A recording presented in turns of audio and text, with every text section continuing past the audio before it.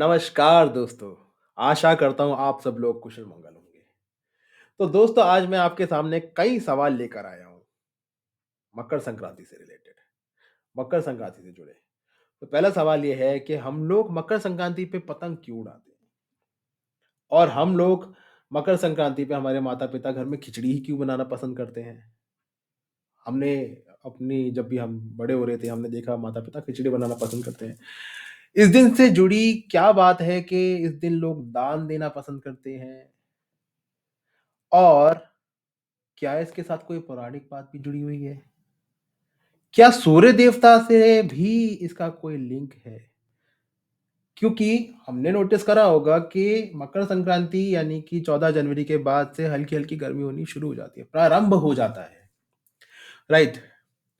तो शीत ऋतु जो होती है, वो कम हो जाती है, रिड्यूस हो जाती है और हल्की-हल्की गर्मी होना स्टार्ट हो जाती है।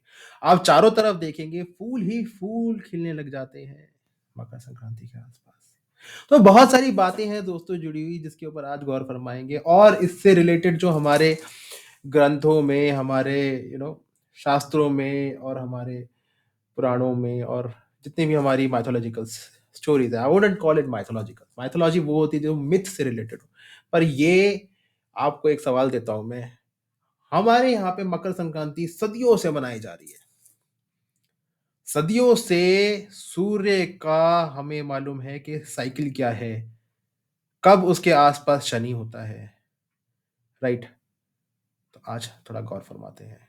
यानी कि हमारे एंसेस्टर जो थे, हमारे पूर्वज जो थे, उनको भी पता था मकर संक्रांति से रिलेटेड राज़ क्या है। यानी कि उनकी सोचिए उनको भी स्पेस के बारे में कितनी नॉलेज थी। दे वर प्रीटी साउंड, बहुत उनको नॉलेज थी कि कौन-सा ग्रह कहाँ पे चलता है, किस पर्टिकुलर टाइम पे और क्यों जानते हैं। तो हिंदू धर्म में सूर्य देवता से जुड़े कई प्रमुख त्योहारों को मनाया जाता है, की परंपरा है। उन्हीं में से एक है मकर संक्रांति। तो दोस्तों मकर संक्रांति कब मनाई जाती है? 14 जनवरी और अभी थोड़ा स्लाइड डिले है तो 15 जनवरी को भी मनाई जाती है मकर संक्रांति। ठीक है? शीत ऋतु के पौष मास में जब भगवान भास्कर उत्तरायण होकर मकर राशि में प्रवेश करते हैं तो सूर्य की इस संक्रांति को मकर संक्रांति के रूप में देश भर में मनाया जाता है दोस्तों। कौन? शनि देवता। आप जो सुन रहे हैं, शनि देवता जब आते हैं तो इस सूर्य की जो ये स्थिति होती है इसको मकर संक्रांति के रूप में मनाया जाता है। वैसे तो मकर संक्रांति हर साल 14 जनवरी को मनाई जाती है, लेकिन पिछले कुछ सालों में लगभग कुछ गणना के हिसाब से 15 जनवरी को भी मनाई जाती है, जैसे मैंने आपको बताया। राइट दोस्तों? तो ये है क्यों मनाई जाती है। तो मकर संक्रांति दान और स्नान का विशेष महत्व क्या है? राइट। शास्त्रों में मकर संक्रांति के दिन स्नान, ध्यान और दान का विशेष महत्व बताया गया है दोस्तों। पुराणों में मकर संक्रांति को देवताओं का दिन बताया गया है दोस्तों। मान्यता है कि इस दिन किया दान 100 गुना होकर वापस लौटता है दोस्तों। मतलब सोचिए दोस्तों, आप अगर 1 रुपए का भी दान करते हैं, किसी गरीब को खाना देते हैं, कुछ भी देते हैं, तो 100 गुना होकर लौटेगा। ऐसी मान्यता है। तो भीष्म पितामह महाभारत के बहुत बड़े कैरेक्टर थे। पितामह भीष्म पितामह ने चुना था देह त्याग के लिए मकर संक्रांति का दिन। कौन थे भीष्म पितामह आप जानते हैं? गंगापुत्र भीष्म, जिन्होंने बाणों की शैया पर अपने प्राण त्यागे। अर्जुन ने उनको बाणों से छिन्न विभिन्न कर दिया था, पर वो उनके पास शक्ति थी कि वो प्राण अपनी इच्छा अनुसार ही त्यागेंगे दोस्तों। तो इस दिन भीष्म पितामह ने चुना था ये दिन देह त्यागने के लिए दोस्तों। मान्यता है कि इस अवसर पर दिया गया दान 100 गुना बढ़कर प्राप्त होता है, जैसे मैंने आपको बताया। इस दिन क्या करना चाहिए सुनिए। इस दिन शुद्ध घी एवं कंबल का दान मोक्ष की प्राप्ति करवाता है दोस्तों। महाभारत काल में भीष्म पितामह ने अपनी देह त्यागने के लिए मकर संक्रांति का दिन ही चुना था। मकर संक्रांति के दिन ही गंगा जी भीष्म के पीछे पीछे चलकर कपिल मुनि के आश्रम से गंगा जी भागीरथी के पीछे पीछे चलकर भीष्म नहीं सॉरी भागीरथी के पीछे चली थी। तो भागीरथी लाए थे ना गंगा माता को धरती पर। कपिल मुनि के आश्रम से होती हुई सागर में जाकर मिली थी। तो सगर के जो पुत्र थे, कितने पुत्र थे? 60,000 पुत्र। तो किंग सगर के 60,000 पुत्र थे, जो कि श्राप के कारण भस्म हो गए थे। ठीक है, किसने श्राप दिया था? कपिल मुनि श्राप दिया था, भस्म हो गए थे। तो 200 सालों तक 200 इयर्स तक उनके कुल के अंदर कोई भी नहीं आया जो कि इस श्राप से मुक्ति दिला पाए। श्राप, क्योंकि अगर आप अकस्मात मरते हैं तो आपकी जो आत्मा है वो भटकती है, इसलिए वो 60,000 पुत्रों की आत्मा भटक रही थी दोस्तों। और भागीरथी जी ने तपस्या करके, भगवान भोलेनाथ की तपस्या करके गंगा जी को धरती पर अवतरण किया। और गंगा जी कैसे होकर आई? क्योंकि गंगा जी अगर डायरेक्ट आती तो दोस्तों वो तो धरती के तो बहुत बुरा हाल हो जाता, तबाही मच जाती, इतना उनका वेग है। तो भगवान शिव ने अपनी जटाओं में धारण करा माता गंगा को, जटाओं में धारण करा खुद। इससे माता गंगा का जो पवित्रता थी दोस्तों वो डबल हो गई। माता गंगा की पवित्रता क्या हुआ? डबल हो गई, क्योंकि अब उनके साथ भगवान भोलेनाथ का भी साथ था। तो ये स्टोरी आप सुनिए, मैंने अपने पॉडकास्ट में डाल रखी है, पॉडकास्ट चैनल के अंदर बहुत सारी स्टोरीज है दोस्तों, आप जरूर सुनिए। आगे बढ़ते हैं। मकर संक्रांति पौराणिक कथा।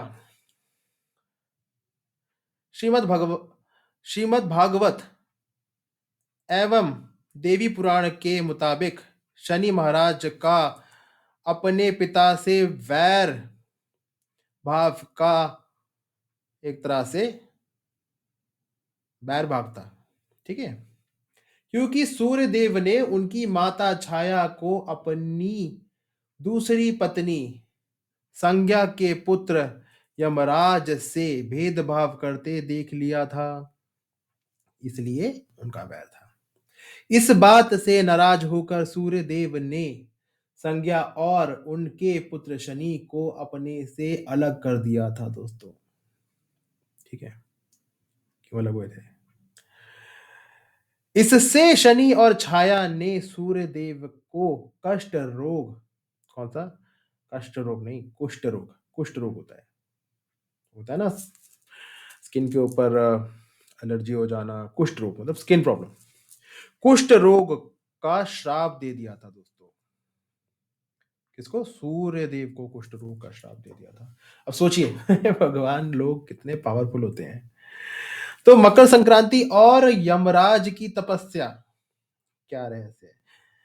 पिता सूर्यदेव को कुष्ठ रोग से पीड़ित देखकर यमराज काफी दुखी हुए दोस्तों। यमराज ने सूर्यदेव को कुष्ठ रोग से मुक्त कराने के लिए तपस्या की।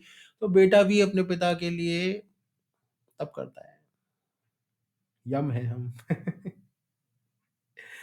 लेकिन सूर्य ने क्रोधित होकर शनि महाराज के घर कुंभ, जिसे शनि की राशि कहा जाता है, उसे जला दिया। किसे जला दिया? कुंभ जिसे शनि की राशि कहा जाता है उसे जला दिया। कुंभ क्या होता है? कुंभ, कुंभ एक लोटा टाइप शेप होती है, लोटा। ठीक है। इससे शनि और उनकी माता छाया को कुष्ठ, क्या हुआ? उनकी माता छाया को कुष्ठ भोगना पड़ रहा था। यमराज ने अपनी सौतेली माता और भाई शनि को कुष्ठ कुष्ठ में देखकर उनके कल्याण के लिए पिता सूर्य को काफी समझाया था। ठीक है, यमराज ने अपने पिता को भी समझाया।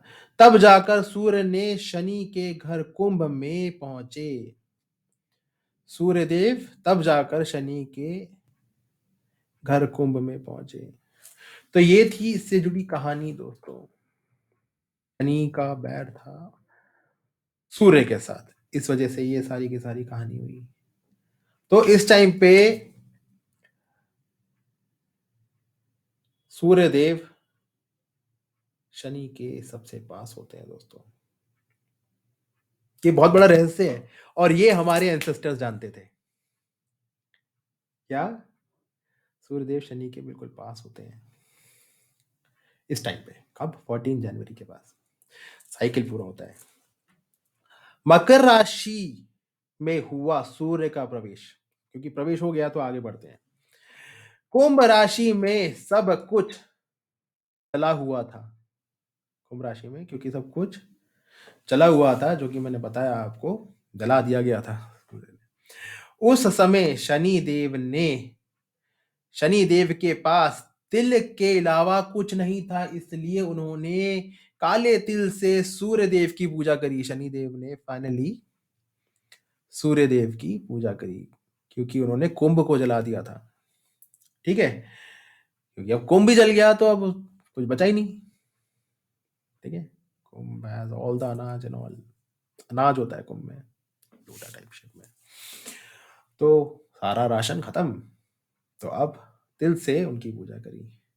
शनि के पूजा से प्रसन्न होकर सूर्यदेव ने शनि को आशीर्वाद दिया कि शनि का दूसरा घर मकर राशि में आने पर धन धान्य से भर जाएगा। फाइनली सूर्यदेव ने प्रसन्न होकर यह आशीर्वाद दिया। क्या? शनि का दूसरा घर मकर राशि मेरे आने से धन से भर जाएगा। ठीक है दोस्तों, तिल के कारण ही शनि को उनका वैभव फिर से प्राप्त हुआ था।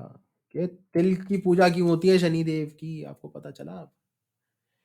ठीक है, इसलिए शनि देव को तिल प्रिय है। इसी समय से मकर संक्रांति पर तिल से सूर्य एवं शनि की पूजा का नियम शुरू हो गया दोस्तों। तो मकर संक्रांति पे किससे पूजा करनी है? तिल से। ठीक है, सूर्य की पूजा करनी है और शनि जी की भी पूजा करनी है। ये कहानी है इसके पीछे कि क्यों सूर्य देव की और शनि देव की पूजा होती है, because they are pretty close at this point of time. ठीक है दोस्तों, इस वजह से मकर संक्रांति का महत्व है। तो अब जानते हैं कि जो कि सवाल था हमारा पतंग से रिलेटेड। ठीक है, मकर संक्रांति के दिन पतंग क्यों उड़ाई जाती है? तो पौराणिक मान्यता के अनुसार पतंग उड़ाने की परंपरा भगवान श्री राम ने शुरू की थी। कब? कहां पे वर्णन है? तमिल की तन्ना रामायण के अनुसार मकर संक्रांति के दिन भगवान श्री राम से पतंग उड़ाई थी। श्री राम ने पतंग उड़ाई थी जो इंद्रलोक तक पहुंच गई थी। इसी कारण इस दिन पतंग उड़ाई जाती है दोस्तों। श्री राम ने स्टार्ट करी थी ये, ऐसा तमिल रामायण के हिसाब से बताया गया है। ठीक है, और खिचड़ी का क्या है? खिचड़ी भी तो खाते हैं, वो लास्ट सवाल हमारा।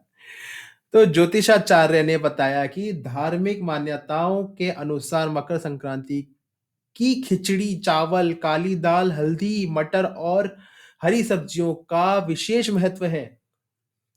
ज्योतिषाचार्य ज्योतिषाचार्य जो थे, आप काफ़ी जाने-माने पुरानिक हमारे क्या बोलेंगे, आचार्य बोलेंगे, ठीक है? तो काफ़ी महत्व बताया गया है। खिचड़ी के चावल से चंद्रमा और शुक्र की शांति का महत्व है दोस्तों। इस वजह से चंद्रमा और शुक्र को ठंडा रखता है खिचड़ी के चावल, शांति करता है। काली दाल से शनि का महत्व है, जैसे काली तिल से। राहु और केतु का महत्व है, ठीक है, काली दाल से। हल्दी से बृहस्पति का संबंध है, ऐसा बोला जाता है, और हरी सब्जियों से बुध का संबंध है। तो every colour signifies something in Hindu शास्त्र। हर शास्त्र काली काली तिल, काली दाल शनि के साथ जुड़े दोस्तों। ऐसे बृहस्पति का हल्दी के साथ संबंध बताया गया है।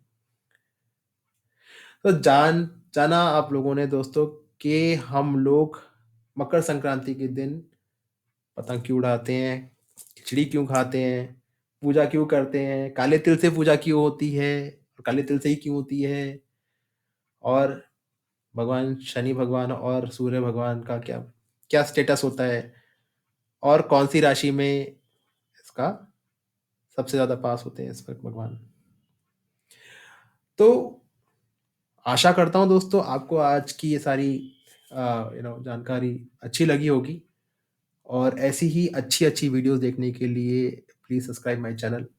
आइए देखिए, बहुत सारे पॉडकास्ट मैंने बना रखे हैं आप लोगों के लिए। फिर मिलेंगे। नमस्कार। बाय।